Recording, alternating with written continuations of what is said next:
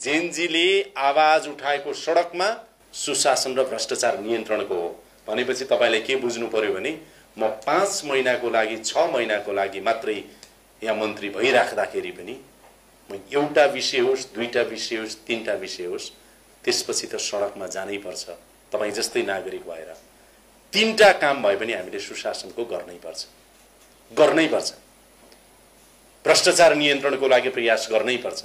त्यो गरेनौं भने जेनजीले बगाएको बानेश्वरमा बगाएको रगतको मूल्य अलिकति भए पनि तिर्न सकिँदैन।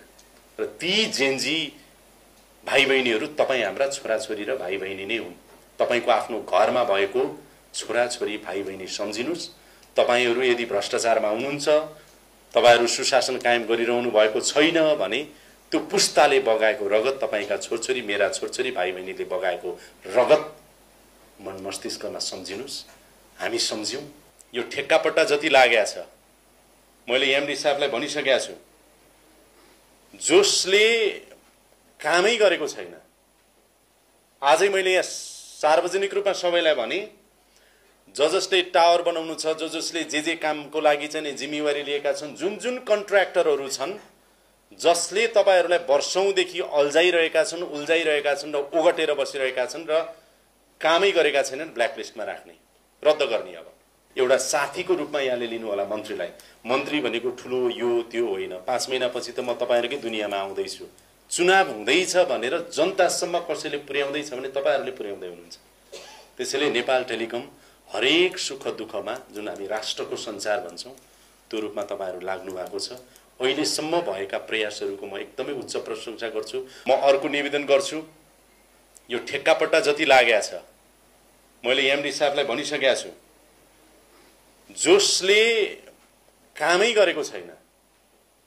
आजै मैले यहाँ सार्वजनिक रूपमा सबैलाई भने, जसले टावर बनाउनु छ, जसले जे कामको लागि चाहिँ जिम्मेवारी लिएका छन्, जुन कन्ट्र्याक्टरहरू छन्, जसले तपाईहरूलाई वर्षौंदेखि अल्झाइरहेका छन्, उल्झाइरहेका छन् र ओगटेर बसिरहेका छन् र कामै गरेका छैनन्, ब्ल्याकलिस्टमा राख्ने, रद्द गर्ने। अब रद्द गर्ने हो।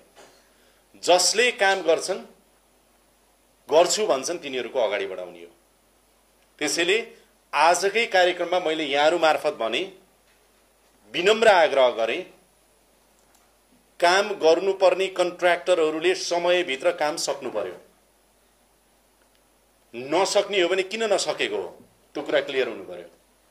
त्यति गर्दा पनि नसक्ने हो भने मैले हाम्रो एमडी साहब र यो सम्पूर्ण नेपाल टेलिकमको चाहिँ टिमलाई भने, अब रद्द गर्ने प्रक्रियामा अगाडि जानुपर्छ। होल्ड गरेर बस्न पाइँदैन। अब होल्ड गरेर बस्न पाइँदैन। तपाईहरुको प्रतिस्पर्धी जो छन्, जस्ता छन्, जसरी छन्, तपाईहरुले त अब धेरैतिर हेर्नुपर्छ। त्यसकारणले यो पनि म आजको कार्यक्रममा यहाँहरुलाई भन्न चाहन्छु।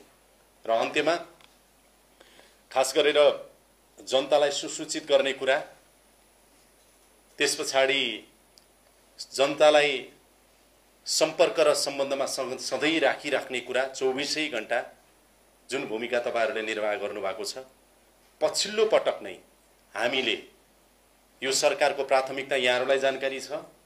चुनाव हाम्रो पहिलो प्राथमिकता हो। त्यस्तै अर्को पहिलो प्राथमिकतामै पर्छ सुशासन।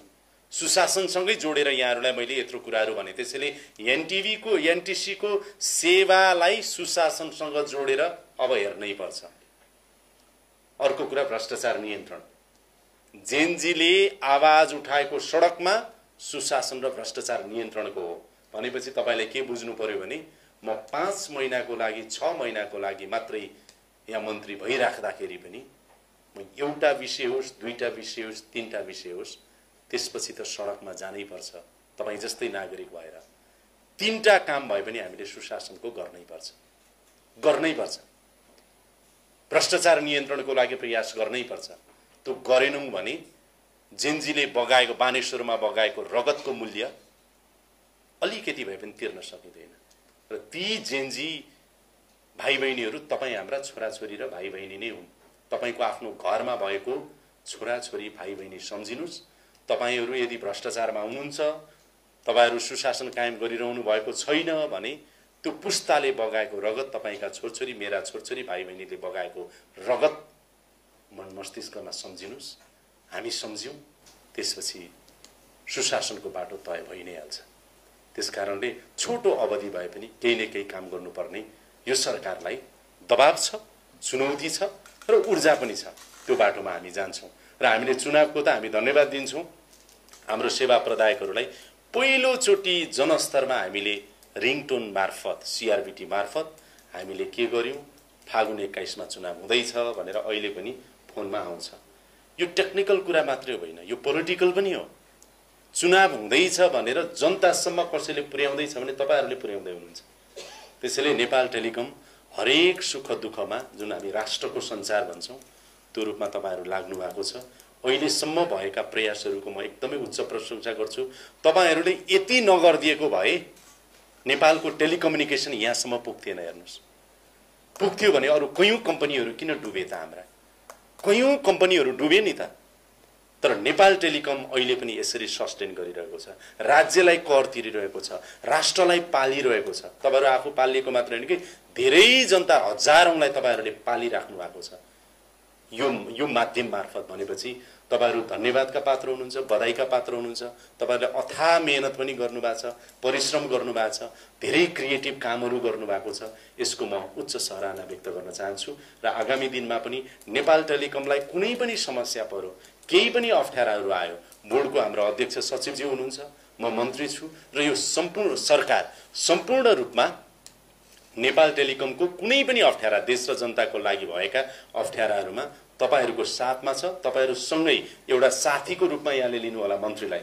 मन्त्री भनेको ठुलो यो त्यो होइन। 5 महिनापछि त म तपाईहरुकै दुनियाँमा आउँदै छु, उस्तै रूपमा आउँदै छु। तर यो बीचमा पनि साथी जगदीश खरेल एउटा मन्त्री छ। अलिकति म मास कम्युनिकेसन बुझेको, तर 1.5 महिना यता म यो टेलिकम्युनिकेसन पनि अलिकति सिक्दै छु, जान्दै छु। र यहाँहरुले के बुझ्नु पर्यो भने मेरो लागि सबै बराबर हो। एउटा साथी मन्त्री छ र मन्त्रीको रूपमा उसलाई हामीले सहज रूपमा हाम्रा कुराहरु राख्न सक्छौं भन्ने कुराहरुको सन्दर्भमा तपाईलाई मन्त्रीको र मन्त्रालयको ढोका यहाँहरु सबैका लागि सधैँभरि खुला रहनेछ। नेपाल टेलिकमको भविष्य राम्रो छ, अझै राम्रो बनाऊ। त्यसमा मेरो र मन्त्रालयको अनि सरकारको सम्पूर्ण साथ रहने बेहोरा यहाँहरुलाई जानकारी गराउन चाहन्छु। धेरै धेरै धन्यवाद।